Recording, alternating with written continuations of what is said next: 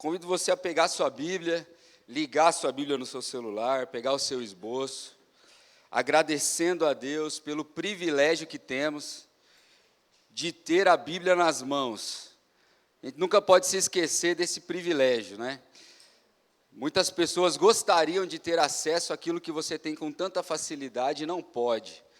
Você tem acesso à Bíblia física no seu celular, aqui na projeção, no seu esboço.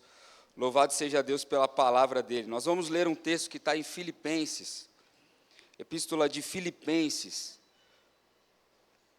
capítulo de número 1, nós vamos ler do verso 12 ao verso de número 21.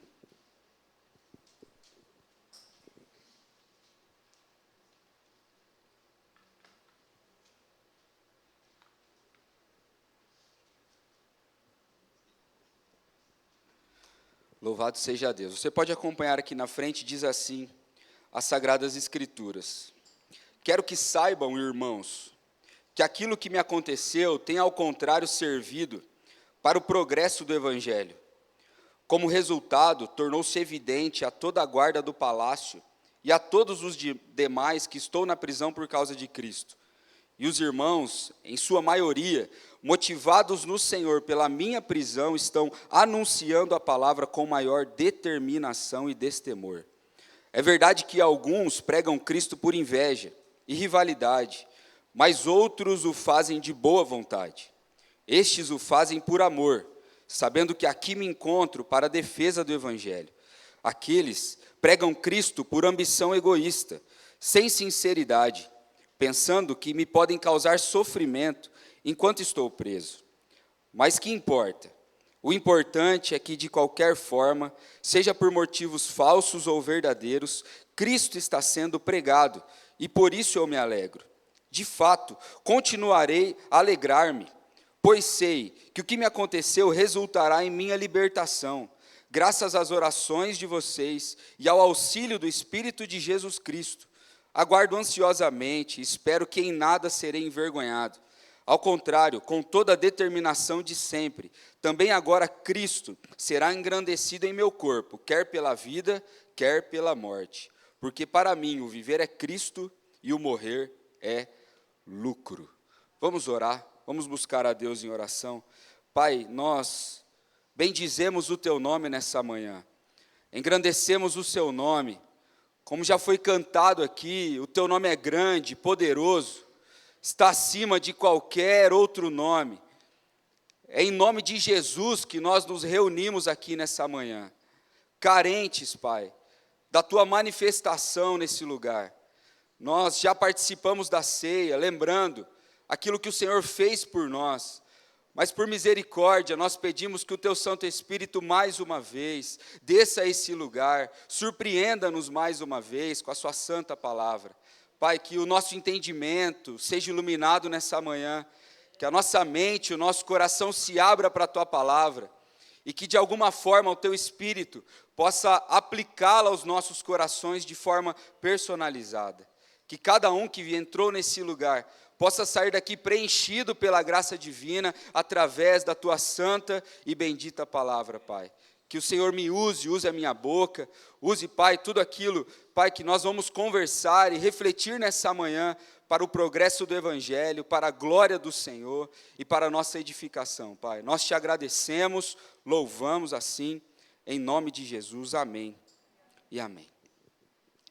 Talvez a marca principal do cristão, se você parar para pensar, talvez a principal marca do cristão é o novo nascimento. Nós celebramos nessa manhã aqui a ceia do Senhor. Jesus, Ele nunca pediu para que nós lembrássemos do seu nascimento. Nós assim o fazemos no Natal. Possivelmente não seja a data exata que Cristo nasceu, mas nós celebramos o Deus menino, que foi o presente, que foi a oferta, que foi o sacrifício de Deus para livrar todo o povo do seu pecado. Mas quando Cristo deixa os seus sacramentos, Cristo nos pede para lembrarmos da sua morte. De fato que aqueles que são seguidores de Jesus também devem fazer como Cristo e morrer. Como assim? Esse é o nosso chamado. Morrer para nós mesmos e nascer de novo. Essa talvez seja a principal característica de um cristão, alguém que nasceu de novo. Alguém que realmente é uma nova criatura.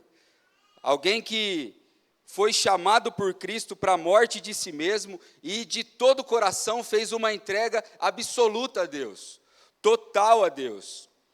É aquilo que nós chamamos aqui na nossa comunidade de morte para a vida.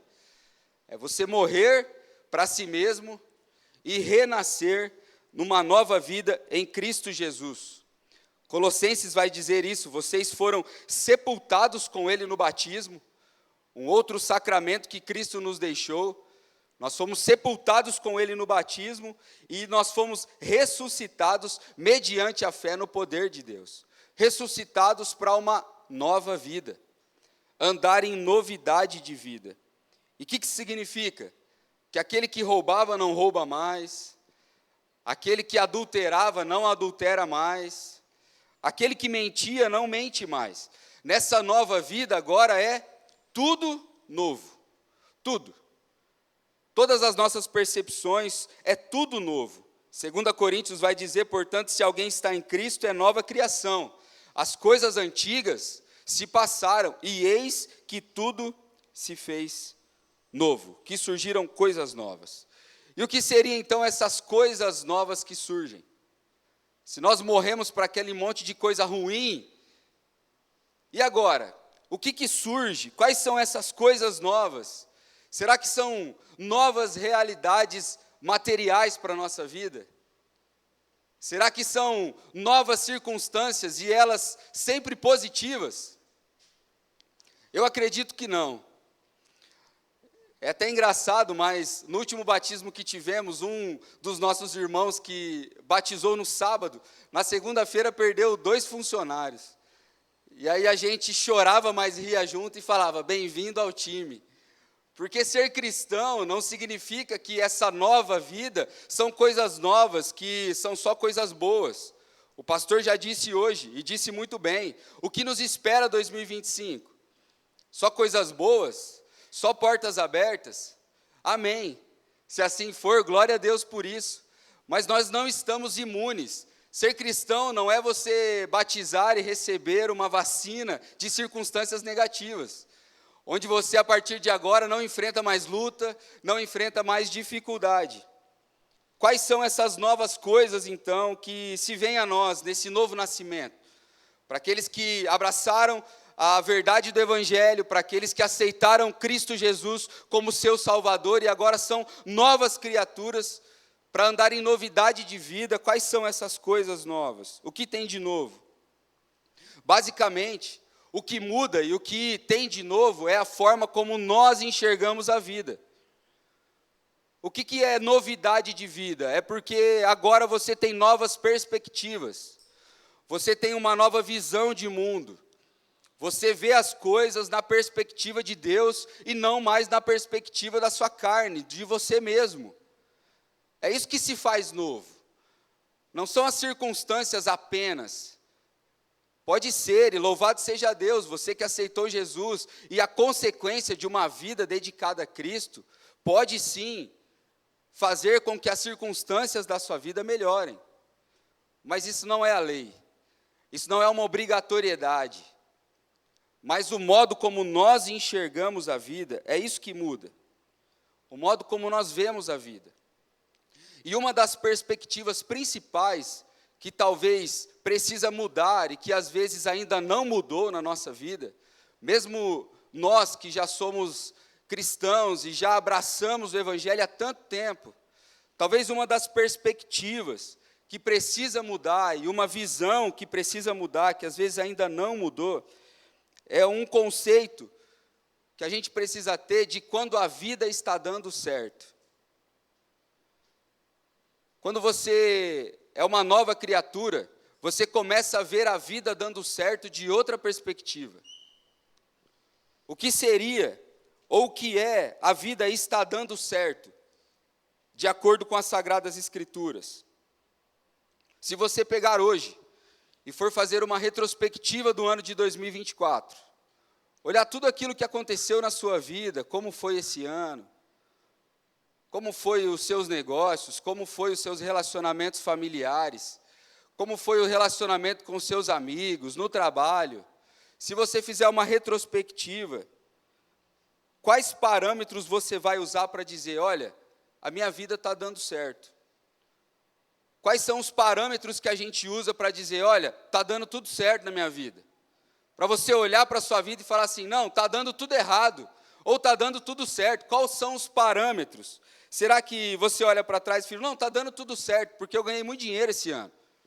Esse ano foi um ano onde a minha empresa decolou, onde eu fui promovido no trabalho, onde as portas se abriram, e eu ganhei muito dinheiro, então a minha vida está dando certo. Será que essa perspectiva e esse parâmetro que a gente usa?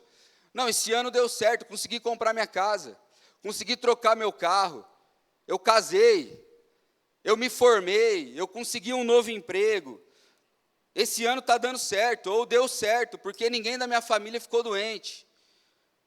E aí a gente começa a usar esses parâmetros para dizer que a nossa vida está dando certo. Se todas as circunstâncias forem positivas, se tudo aquilo que está ao meu redor está acontecendo como eu gostaria, então está dando certo. E é óbvio que essas coisas são dignas, e dignas de gratidão a Deus, de louvor a Deus, mas isso não significa que está dando certo. Não significa que a sua vida está dando certo porque as suas metas e objetivos pessoais estão acontecendo. Porque se a gente tiver essa mentalidade, existem milhares de pessoas indo para o inferno com a vida dando certo. Está tudo certo. Está dando tudo certo na minha vida. Minha família, meus negócios, meu emprego. Está tudo dando certo, só que estão indo para o inferno, porque não entenderam que não é isso. Não é esse parâmetro que a gente usa para dizer se a vida está dando certo.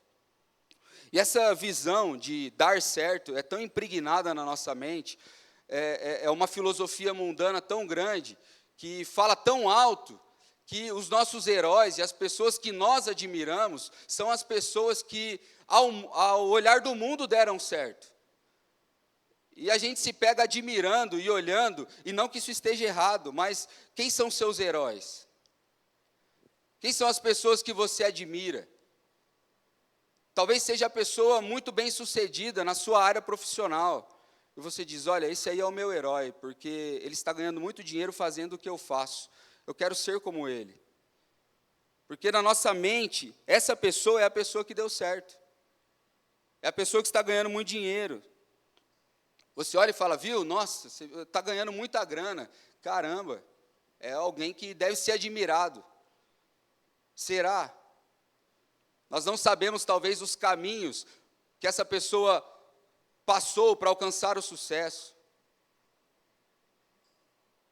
Rodolfo Abrantes, um cantor, um ex-vocalista do Raimundos, que se converteu ao Evangelho, no seu testemunho, ele contando o seu testemunho, é muito interessante, porque ele diz que ele era o vagabundo da família, até que começou a ganhar dinheiro.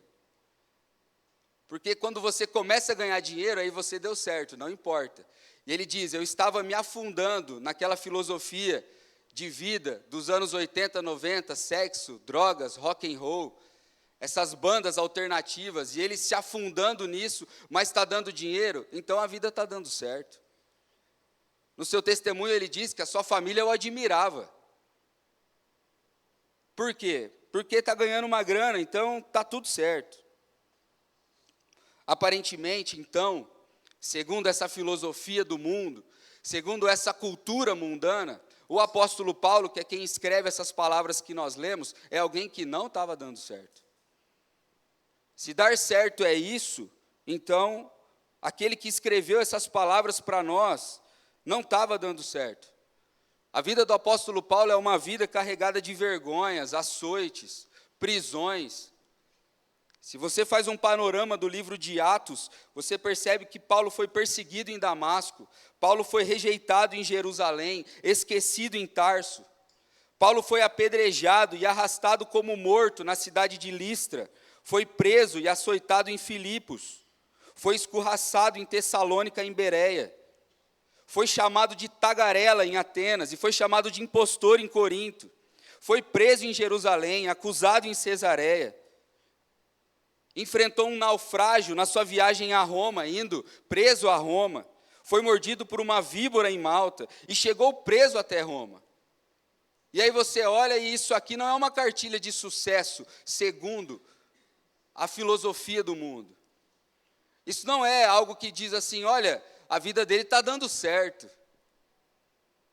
Mas se tem uma vida que deu certo, segundo a perspectiva bíblica, é a vida de Paulo.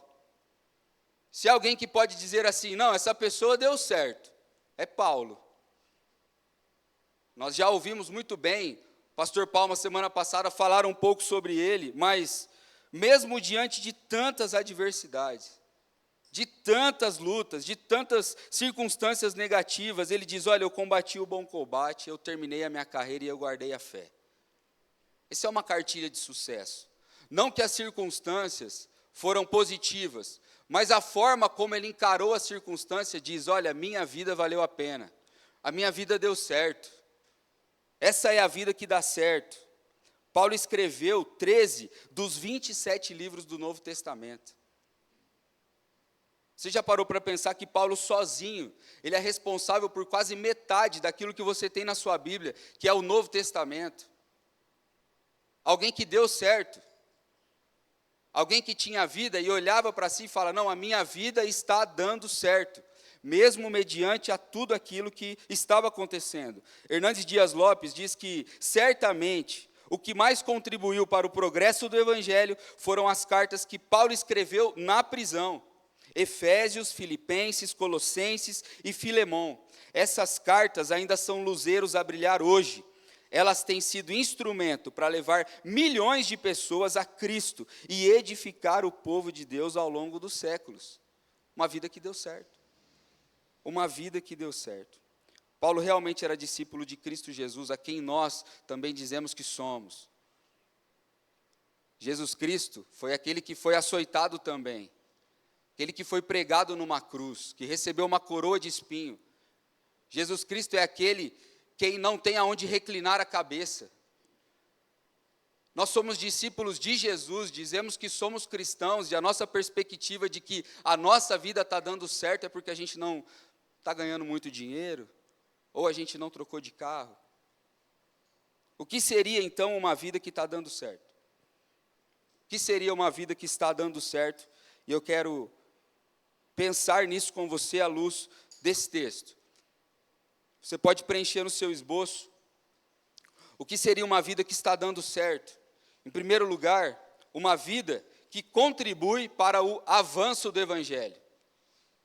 Uma vida que está dando certo é uma vida que contribui para o avanço do Evangelho.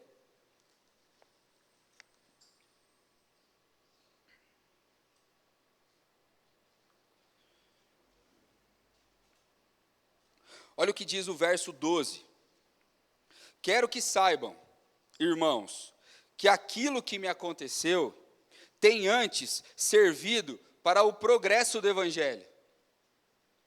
Eu quero que saibam que aquilo que tem me acontecido, todas essas circunstâncias negativas e todo esse histórico que nós lemos em Atos dos Apóstolos, Paulo está dizendo, tudo isso que me aconteceu tem antes servido para o progresso do Evangelho. A palavra que Paulo usa aqui para progresso do Evangelho é um termo muito interessante. Ele é particularmente usado para designar o avanço de um exército ou de uma expedição. Esse termo progresso significa isso, significa derrubar de antemão, ir na frente derrubando. Ele se aplica aos cortes de árvores e toda a remoção de impedimentos que ficava como obstáculo quando existia uma marcha de um exército. Então, quando ele diz, olha, o avanço do Evangelho, tudo isso que me aconteceu foi revertido em avanço no Evangelho, ele diz, olha, tudo isso que me aconteceu foi abrindo o caminho para o Evangelho passar. Porque o Evangelho é assim, o Evangelho é como um rio. O Evangelho de Jesus é como um exército marchando. O nosso trabalho, isso é muito importante você saber, é não impedir a manifestação de Deus. Jesus disse que sem mim nada vocês podem fazer. Então nós não podemos fazer nada, a não ser dar lugar para que o evangelho de Jesus aconteça. Quando nós nos santificamos não para obter o poder de Deus, mas que o poder de Deus flua em nós de forma natural. O que Paulo está dizendo é, olha, tudo aquilo que me aconteceu serviu para que o caminho fosse aberto, para que essa avalanche do evangelho passasse, para que nada fosse empecilho. Eu fui derrubando árvores com o meu sofrimento, eu fui retirando obstáculos com as minhas lágrimas, para que o evangelho de Cristo avançasse. O que importa na nossa vida, o que importa na vida não é você. O que importa na sua vida é aquilo que você carrega dentro de você. Por isso que a gente precisa se santificar, porque dentro de nós existe algo muito precioso. Mas nós mesmos somos vasos de barro, que não tem valor algum, mas que carregamos um tesouro com valor inestimável. Paulo está dizendo, olha, eu não me preocupo comigo. Eu não estou me preocupado se eu estou preso, eu estou preocupado com aquilo que eu carrego. Se aquilo que eu carrego está sendo propagado, glória a Deus por isso. Minha vida está dando certo, o evangelho está avançando. O que é importante na vida não é construir uma vida de conforto. O que é importante na vida é saber que mesmo preso ou em circunstâncias hostis e desagradáveis, a sua vida está abrindo caminho para o evangelho. Será que na sua empresa, será que aonde você está alocado, será que aonde você está vivendo o seu dia a dia, você está abrindo caminho para o evangelho? Ah, mas o ambiente que eu trabalho é um ambiente muito hostil. A forma como você reage a isso, abre caminho ou fecha portas para o evangelho. Você precisa ser esse canal, você precisa ser essa pessoa que abre caminho, que abre portas, não que fecha portas, para que aqueles que estão ao seu redor e para que através da sua vida o evangelho avance e que Jesus seja conhecido. Quero que saibam, irmãos, que aquilo que me aconteceu tem antes servido para o progresso do evangelho. Não se preocupem comigo. Está dando tudo certo. É isso que Paulo está respondendo aos filipenses. Não se preocupem, está dando tudo certo. Essa é a primeira verdade de uma vida que está dando certo, uma vida que contribui para o avanço do evangelho. Segunda coisa, você pode também preencher, é uma vida que motiva as pessoas. Uma vida que está dando certo é uma vida que motiva as pessoas.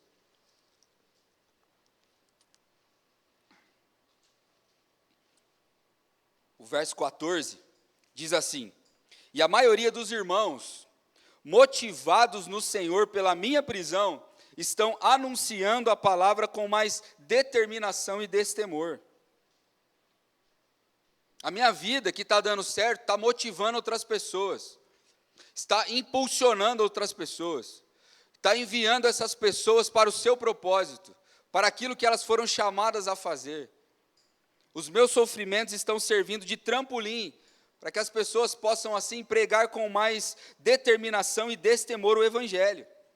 A nossa vida, ela precisa ser uma vida que busca abençoar as pessoas. Uma vida que está dando certo é uma vida que abençoa as pessoas. Você precisa ser, como cristão, uma referência para os outros. Uma referência positiva, para que as pessoas possam ser impulsionadas por você, motivadas por você. O modo como você encara a vida diz se as pessoas estão sendo motivadas. Como é que você chega amanhã no trabalho? Poxa, segunda-feira, começo de ano, depois de férias. Você motiva ou desmotiva? Você precisa ser bênção. Ser cristão é ser uma referência de sentido para as pessoas. A Bíblia diz que nós somos o sal da terra e a luz do mundo. Nós não estamos aqui para ser influenciados. Mesmo que eu influenciado por aquele que agora é meu cunhado, estou usando uma camisa floral, mas nós não estamos aqui para sermos influenciados. Nós estamos aqui para ser sal da terra, luz do mundo, para influenciar as pessoas, motivar outras pessoas. Sua vida é um instrumento nas mãos de Deus. Você já parou para pensar nisso? Que Deus quer usar você lá na tua família? Que Deus quer usar você. Você é um instrumento de Deus, você é a luz do mundo. Talvez um dos maiores problemas que nós temos nessa perspectiva incorreta de ver a vida como algo que está dando certo só porque tem circunstâncias positivas. O problema da gente não ter essa perspectiva às vezes as circunstâncias negativas podem ser da pessoa que está dando certo. O problema maior disso é que nós achamos que nós não temos autoridade para motivar as pessoas se nós estamos enfrentando lutas. Você não se vê no direito, talvez. Isso é uma mentira absurda que o diabo colocou no nosso coração, de que se a gente está passando uma dificuldade, a gente não pode falar com ninguém sobre dificuldade. Que se a gente está passando por um momento difícil, a gente não tem autoridade para motivar alguém. Essa é a maior mentira do mundo. Você pensa, olha, como que eu vou falar de Jesus para o meu colega de trabalho se eu estou nessa pindaíba e ele sabe? Você vai chegar lá e falar assim, viu, Jesus é aquele que transforma a vida, e você está tudo ferrado. Essa é a mentira que é colocada na nossa cabeça de que a nossa autoridade vem das nossas circunstâncias. Não é isso que o mundo prega? Quem tem autoridade para falar sobre algo para você? É alguém que é bem sucedido naquela área. Aquele que vai dar a palestra na sua área de profissão é aquele que foi o melhor profissional do ano, que tem autoridade para falar, que foi bem sucedido. Mas com a gente não é assim, nós não temos nada a oferecer. A gente está com circunstâncias negativas, é o certo. Eu costumo dizer que eu não fico impressionado quando as coisas dão errada. Mas quando as coisas dão certo na minha vida, eu falo, poxa vida, eu não mereço isso aqui. Por que Deus olhou para mim com tanta graça? É isso que me incomoda. Não é o fato de eu sofrer dificuldades ou problemas, porque o cristão sabe quem ele é. Então isso não tira a sua autoridade de motivar alguém. Poxa, mas como eu vou falar de Jesus para o meu vizinho? Ele sabe que eu estou com um problema no meu casamento. É a forma como a gente encara a vida que dá autoridade para a gente motivar alguém. Não são as dificuldades que tiram essa autoridade de nós, mas é a forma que a gente encara a vida, que a gente realmente recebe essa autoridade para poder dizer, olha, Cristo está comigo nessa luta e Ele pode estar com você também na sua. É isso. Não são as circunstâncias negativas que vai fazer você não motivar alguém. O que vai motivar as pessoas é a forma como você passa pelos problemas. Paulo estava preso. Estou preso, mas está tudo certo. Deus está comigo. Deus não perdeu o controle, eu não vou desanimar. É isso que está motivando os irmãos a pregarem com mais destemor. É Paulo, apesar das suas circunstâncias negativas, encarando a vida de frente, com fé. Encarando a vida como alguém que sabe o que realmente importa.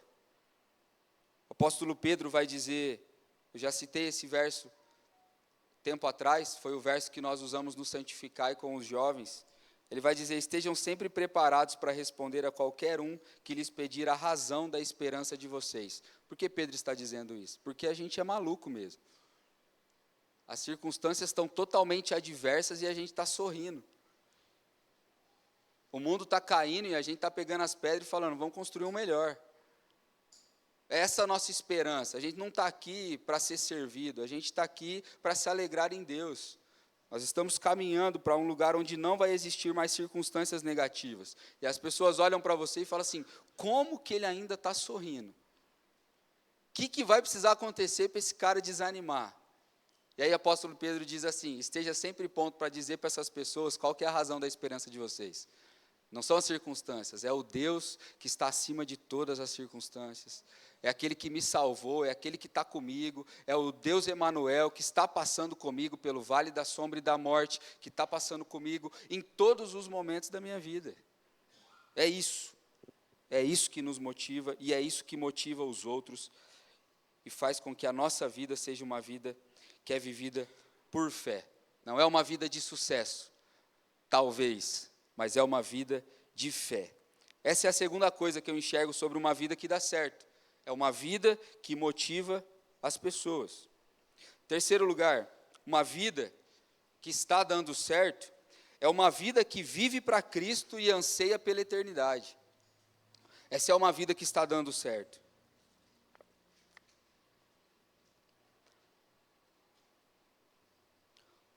O verso de número 21 diz assim: porque para mim o viver é Cristo e o morrer é lucro. Acho que a gente leu tanto esse texto que a gente perdeu a percepção do que Paulo está dizendo aqui. Paulo está totalmente abnegado de tudo aquilo que diz respeito a bens materiais ou a vida confortável. Ele diz, olha, o viver para mim é Cristo, e se eu morrer é lucro. Eu estou nessa terra de passagem, eu estou mirando na eternidade. Eu nasci de novo e eu não nasci para essa vida. O período que nós passamos aqui nesse mundo é um período muito pequeno, comparado à eternidade que vivemos. E a nossa preocupação, talvez total, da nossa mente, está nos poucos anos que vivemos aqui. E não é assim. O tempo que você vive aqui vai definir e vai um trampolim para aquilo que você vai viver durante uma eternidade toda. E você está preocupado apenas com a sua aposentadoria, com o conforto da sua família, e você não se arrisca para Deus, você não vive Cristo, você não está preocupado em ter algo pelo qual viver e pelo qual morrer. Paulo considerava assim, condicionava a sua vida a Cristo e condicionava a sua morte a lucro.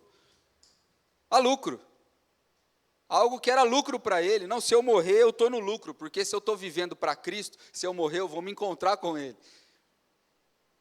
Esse era o coração do apóstolo. Se eu ainda estou vivo nesse mundo, eu vou viver para Cristo, mas se eu morrer, eu vou estar com Ele. E como eu disse no início, o nosso chamado é para morrer para o mundo e viver para Cristo.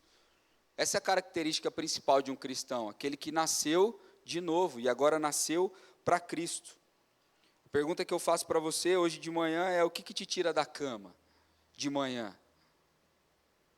A não ser aquele despertador miserável, o que te motiva? Você acorda para quê? Você vive para quê? Como cristão, responda a essa pergunta com sinceridade no seu coração. Você acorda e você vive para quê? Qual que é o seu primeiro pensamento do dia? Você está correndo atrás do quê? Para quem você vive? Uma vida que está dando certo é uma vida que vive para Cristo e anseia pela eternidade. Se você não está vivendo assim, a sua vida não está dando certo. Se você quer que o seu 2025 seja uma vida que dê certo, uma vida que vale a pena, então viva para Cristo e anseie pela eternidade. Então essas três coisas, à luz desse texto, seriam as características de uma vida que está dando certo, uma vida que contribui para o avanço do Evangelho, uma vida que motiva outras pessoas e uma vida que vive para Cristo e anseia pela eternidade. Essa é a vida ideal, essa é a vida que nós ansiamos. Mas o apóstolo também, ele nos ajuda a alcançar essa vida.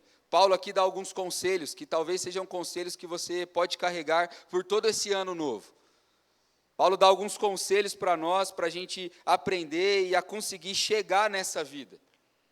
E quais são esses conselhos? São 3 conselhos que eu quero deixar para você, mesmo que rapidamente. O primeiro conselho que o apóstolo deixa para você e para mim: aprenda a ver as crises como oportunidades. Em 2025, aprenda a ver as crises como oportunidades. Com certeza você já ouviu isso em algum lugar. Principalmente nessa nossa era coaching, você já ouviu isso. Enquanto uns choram, outros vendem lenços, né? Enxerguem as crises como oportunidades. Você já sabe disso. Mas talvez a gente precisa reforçar isso sempre, porque na prática, isso é muito difícil de viver. No meio da crise, você encontrar uma oportunidade é quase que um milagre. Você ter cabeça para isso. Você enxergar uma luz em meio aos escombros. Você olhar para cima e conseguir ver do fundo do poço uma esperança.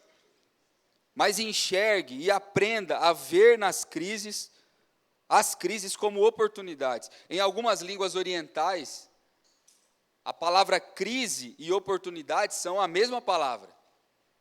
A mesma palavra é usada para definir crise, uma situação difícil, algo que precisa ser superado, algo que precisa de uma luta, de um esforço para vencer. E a mesma palavra também é usada em oportunidade, que é a possibilidade de você recomeçar, de você crescer, de você encontrar, melhorar, amadurecer, encontrar uma solução para que a sua vida seja melhor. Encontre e aprenda a ver as crises como oportunidades. O pastor já contou aqui, e essa historinha dele me ajudou demais, a história da vaquinha. O homem que só tinha uma vaquinha e recebeu a visita de um pessoal que queria comprar sua propriedade. Eles chegaram na propriedade, a cerca toda caindo, propriedade mal cuidada, a casinha sem pintura. E aí chegaram para comprar, ele falou, não, eu não quero vender não, tá bom para mim, tá tudo certo. Eu tenho essa vaquinha aqui, a gente tira leite dela e com esse leite a gente vive. A gente faz queijo, a gente vende o leite e a gente vive. E esse pessoal foi embora, depois de um tempo voltou lá, chegou, ficou surpreso, falou, o senhor vendeu a propriedade para alguém e não vendeu para nós, porque a cerca está arrumada.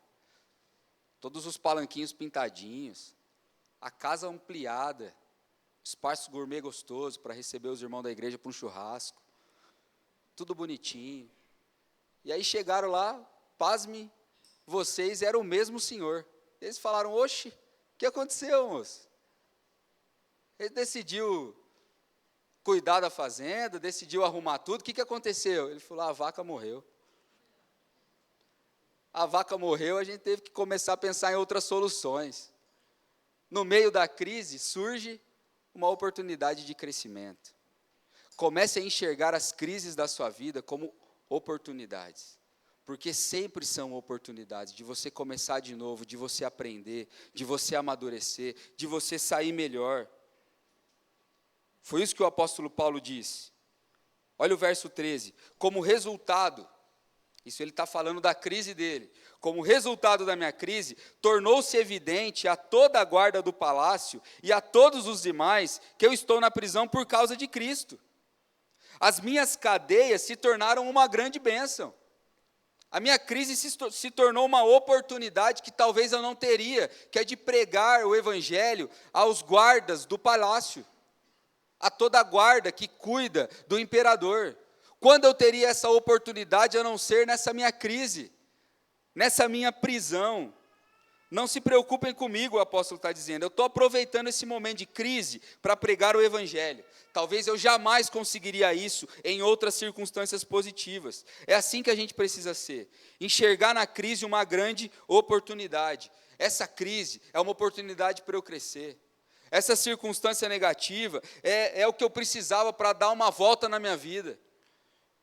Essa diversidade é uma oportunidade para eu mudar, para eu ser uma pessoa melhor.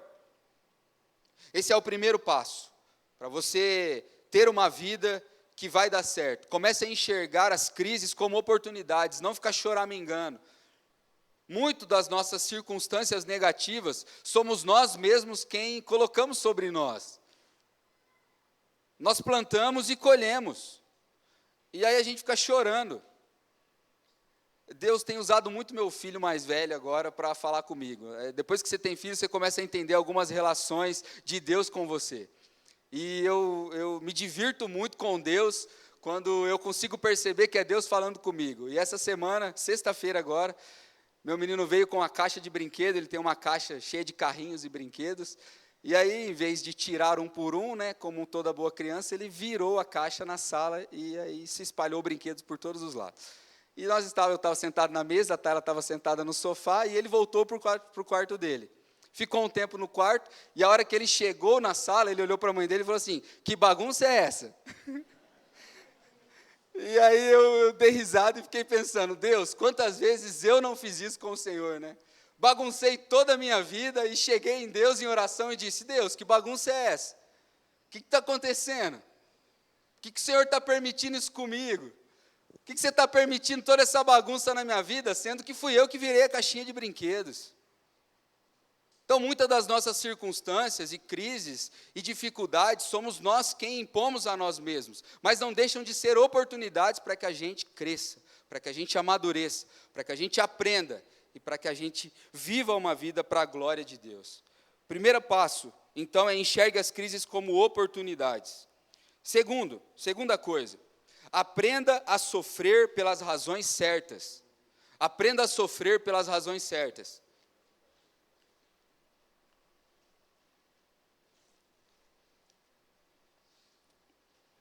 Olha o que diz o texto no verso 15 até o verso 18.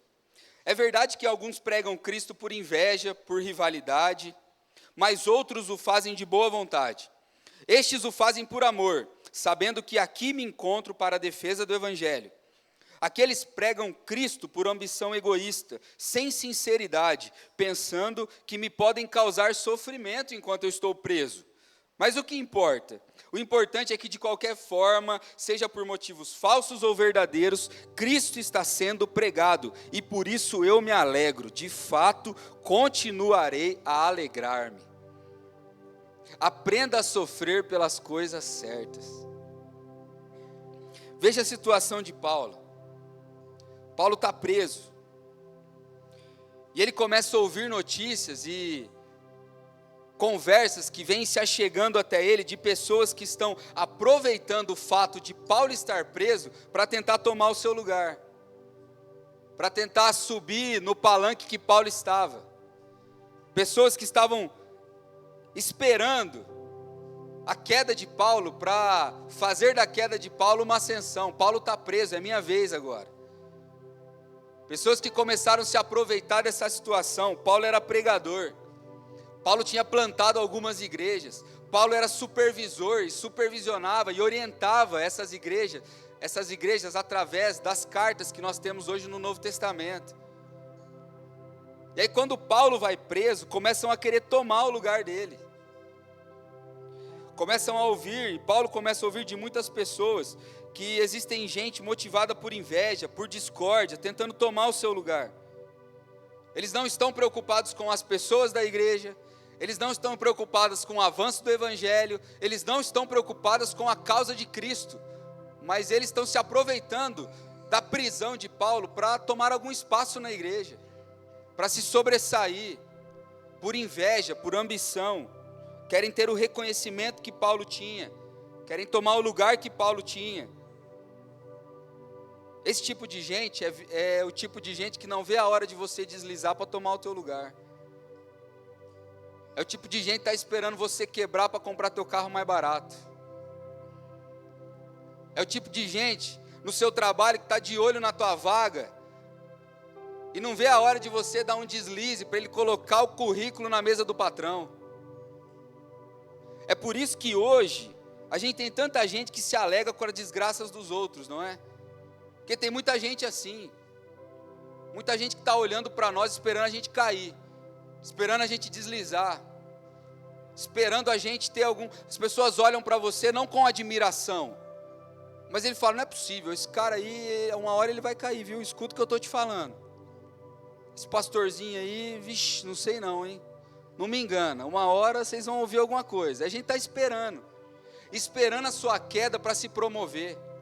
Paulo está ouvindo isso, preso, na cadeia. Esse monte de conversa foi chegando para Paulo, e quando a gente imagina que Paulo vai falar, vai se entristecer com tudo isso, Paulo diz assim: por isso eu me alegro, e de fato eu continuarei me alegrando, porque não importa o que estão falando de mim, ou tentando tomar minha posição, o que me preocupa não é eu, não é a minha vida, mas eu vivo pela causa de Cristo, e Cristo está sendo pregado, não importa por quais motivações. Talvez se eles quisessem atingir Paulo, eles deviam mexer na doutrina, né? Porque Paulo faz várias defesas ao Evangelho, quando a doutrina de Cristo Jesus é deturpada. Mas se a doutrina está certa, deixa anunciar porque está com inveja, deixa anunciar porque quer tomar meu lugar. Eu não estou preocupado comigo mesmo, Eu não vou sofrer por isso. Eu vou sofrer pelas coisas certas. Por isso eu me alegro. E de fato eu continuarei a alegrar-me. Porque Cristo está sendo pregado, não importa a razão. Eu não vou sofrer pelas razões erradas. Irmão, você tem tanta coisa para resolver na sua vida. Você tem tanta coisa para melhorar na sua vida, que você vai ficar pensando no que as pessoas estão dizendo a seu respeito. Você tem tanta coisa boa para viver em 2025, tanta coisa para mudar, e você vai ficar preocupado com gente que está tentando te derrubar, gente que está querendo puxar o teu tapete, porque a gente é assim. Eu me policio porque eu sou muito assim. Nós temos muita gente que gosta da gente. Um monte de gente gosta de você. Talvez a grande maioria. Talvez todo mundo gosta da gente. Mas tem uma pessoa que tem problema com a gente e a gente nem sabe por quê. E em quem que a gente pensa na hora que a gente deita à noite na cabeça no travesseiro? No incircunciso. No miserável. A gente nem sabe. E aí todo mundo gosta da gente. Todo mundo quer ver seu bem. Está todo mundo com você. Tem gente que está sendo motivado pelo teu exemplo, como o apóstolo Paulo. Ele diz, olha, tem muita gente que está sendo motivado e está pregando com mais força. E aí eu vou perder tempo de sofrer com quem está pensando algo e está tentando me derrubar. Não sofra, porque tem gente torcendo contra você. Isso aí sempre vai ter. Não sofra, porque tem gente querendo ver você cair. Sempre vai ter gente assim. Sofra por aquilo que você deveria fazer e não está fazendo. Esse é um sofrimento válido. Sofra porque você ainda não conseguiu entender qual é o propósito de Deus para a sua vida. Sofra porque você ouve uma mensagem como essa e você diz, eu estou há tanto tempo na igreja e a minha vida, o parâmetro que eu uso para dizer que ela está certa é se eu estou com dinheiro. Eu digo que a minha esperança está em Deus, mas eu fico feliz quando a minha conta está boa, mas quando minha conta está no vermelho, eu estou triste. Sofra por isso. Sofra porque você precisa de Deus para mudar. Não sofra por aquilo que as pessoas estão falando sobre você. A gente tem muita coisa para fazer, para a gente perder tempo e sofrer com fofoca. Sofra pelas coisas certas. Aprenda a sofrer pelas razões certas. Esse é o segundo conselho, talvez, que Paulo nos dá aqui nesse texto de Filipenses. E o último, para a gente encerrar. Aprenda a viver com propósito.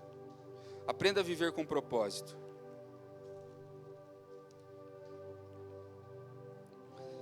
A parte B do verso 20 diz assim: com toda a determinação de sempre, também agora Cristo será engrandecido no meu corpo, quer pela vida, quer pela morte.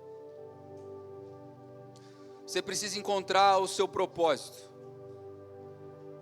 Uma vida que dá certo, uma vida que está dando certo, é uma vida que é pautada por propósitos. Você precisa encontrar uma motivação pela qual você vive e pela qual você está disposto a morrer. Você precisa encontrar na sua vida uma paixão e não apenas uma obrigação. Você precisa descobrir qual é o seu propósito, encontrar o seu chamado, descobrir em Deus a sua vocação. Você precisa encontrar um propósito. Paulo tinha encontrado o seu propósito. Ele estava disposto a cumprir o seu propósito, quer seja pela vida ou pela morte. Paulo dava a vida por esse propósito. Você precisa se dedicar a algo que na hora da morte você diga, valeu a pena. Senão você está correndo atrás do vento. Senão você está correndo atrás do rabo igual um cachorro. Na hora da morte você tem que olhar e pensar assim, valeu a pena, eu vivi por isso, e isso valeu a minha vida, e isso valerá a minha morte. Propósito de vida. Coisa mais triste do mundo é alguém que trabalha pelo dinheiro, sabia? Isso é a coisa mais triste.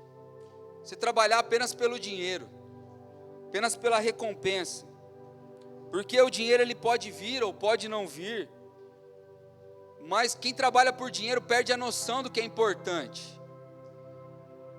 Perde a noção de vocação, de chamado. Muitos perdem a noção de família. Muitos perdem a noção de princípio, porque se você trabalha pelo dinheiro, os caminhos pelos quais você vai transitar, talvez são caminhos que fujam totalmente dos princípios bíblicos, para que você alcance o seu objetivo. Seu propósito, sobretudo, é glorificar a Deus e desfrutá-lo para sempre. Esse é o seu propósito maior. No seu trabalho, em tudo que você faz, o dinheiro ele vem. O trabalho bem feito é remunerado. Mas a motivação da nossa vida não pode ser o dinheiro, não é o mais importante. O mais importante é saber que a vida tem propósito. Existem 3 esferas onde talvez vive toda a sociedade. A esfera das metas, dos objetivos e dos propósitos. O pastor Marcelo Gomes fala sobre isso, usando uma fábula do La Fontaine muito interessante. A fábula diz assim: o vento perguntou para o fogo por que ele estava queimando a ponta do cordão. E o fogo respondeu: eu estou queimando a ponta do cordão para o cordão não desfiar, mas o que eu gosto mesmo é queimar. Qual é a meta do fogo? É queimar a ponta do cordão. Está usando o seu fogo para cumprir uma meta. Eu vou cumprir a meta de queimar a ponta do cordão. Qual é o objetivo do fogo? O objetivo é não deixar o cordão desfiar. Mas qual que é o propósito mesmo? O propósito é queimar. O fogo foi feito para queimar. Descobrir o seu propósito. O problema é que a maioria de nós, a gente está vivendo na esfera das metas. A gente está vivendo nessa esfera pequena. Amanhã eu preciso fazer isso. Eu preciso trocar meu carro. Eu preciso viajar. Eu acho que eu vou trocar de emprego em 2025. Eu acho que eu vou entregar currículo em outra empresa.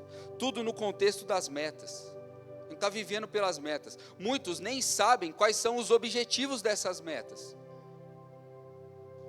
Porque talvez você está querendo trocar o de carro para dar um conforto melhor para sua família, é um objetivo. Talvez você está querendo viajar para você espairar a cabeça, para você conseguir pensar melhor e fazer a sua vida ser uma vida mais significativa, descansar, sair um pouco da loucura do dia a dia, um objetivo. Talvez você está querendo trocar de emprego para você crescer, produzir algo melhor para o mundo. Esses são alguns objetivos, mas poucos de nós passamos daí. Poucos de nós encontramos realmente o nosso propósito. A maioria está nas metas. Alguns enxergam os objetivos, mas poucos encontram o seu propósito. Eu fui feito para queimar. Sou fogo, fui feito para queimar. Eu estou aqui para servir a Deus, eu estou aqui para viver para Deus. Eu estou aqui para ser uma bênção para minha família. Eu não estou aqui para juntar patrimônio. Eu estou aqui para ser sal. Eu estou aqui para ser luz. Eu estou aqui para fazer a diferença. Esse é o meu propósito.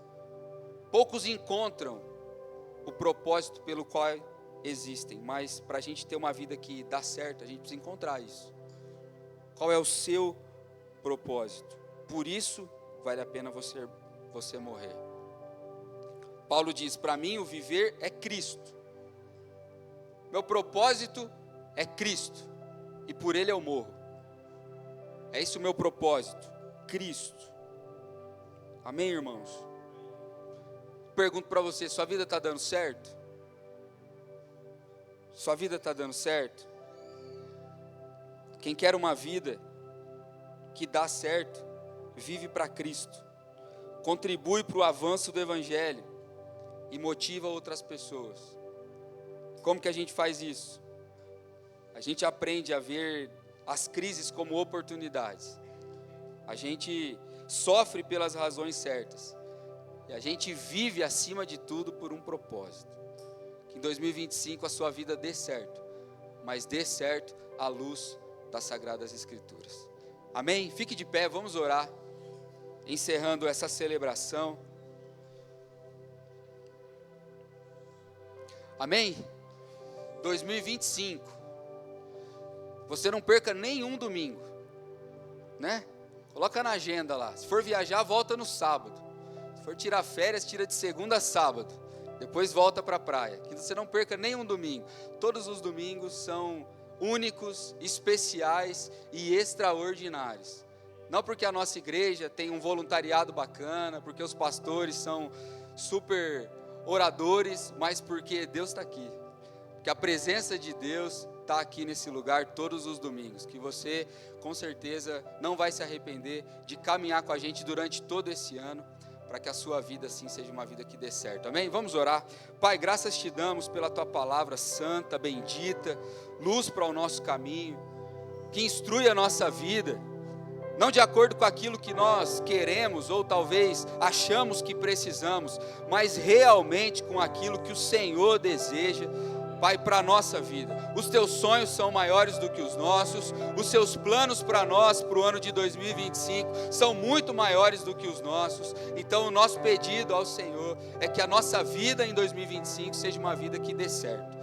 Dê certo de acordo com os teus planos, de acordo com o propósito que o Senhor tem para nós, para que nós possamos assim, Pai, caminharmos em novidade de vida, olhando a vida não da perspectiva do mundo, mas olhando a vida como uma nova criatura, que enxerga o mundo com os seus olhos, Pai. Que o teu Santo Espírito possa invadir o nosso coração mais uma vez, possa acender a chama dentro de nós, para que nós possamos assim viver com orgulho, não com pesar, com sentimento, ou tristeza, mas que as nossas circunstâncias, apesar de negativas muitas vezes, possam nos trazer alegria, porque o Senhor está usando as nossas vidas para o bem do mundo, para a propagação do Evangelho e para uma vida com propósito. Pai, obrigado, que todos esses irmãos e irmãs aqui presentes nessa manhã, Pai, possam realmente ser impactados pela Tua Palavra.